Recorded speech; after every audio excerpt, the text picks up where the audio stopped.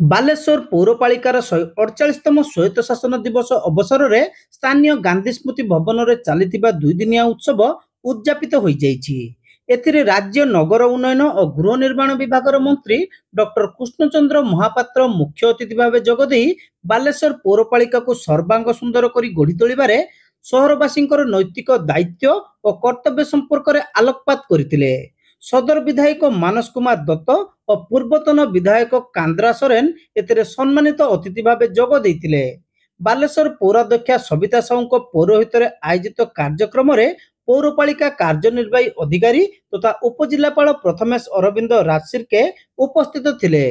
एही अवसर में पूर्व आयोजित विभिन्न प्रतियोगितार कृति प्रतियोगी को अतिथि माने पुरस्कृत करथिले।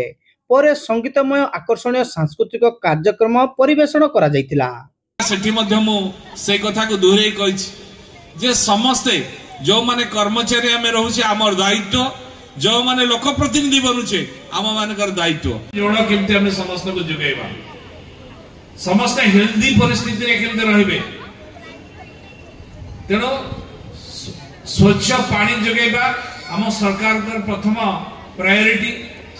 काली माननीय मुख्यमंत्री कर कमलरू बालेश्वर सहर को विशुद्ध जल जगैबा पाई बुढ़ा बड़ंग नदी एक मेगा वाटर प्रोजेक्ट 127 कोटी टंकार शिलान्यास करा जायछि। जो पानी आसीबो ट्रीटमेंट प्लांट हम एवं समस्त को स्वच्छ जल घरे घरे टेप जगह 24 घंटा जोगे दिया जीवो। ये ड्रिंक फ्रॉम एटा आपण मान को चाहिए पड़ियो। जहां जहां प्रक्रिया अछि ताकू फुलफिल कले आमे तुरंत कर देबो, एतरे किछि आपत्ति नै।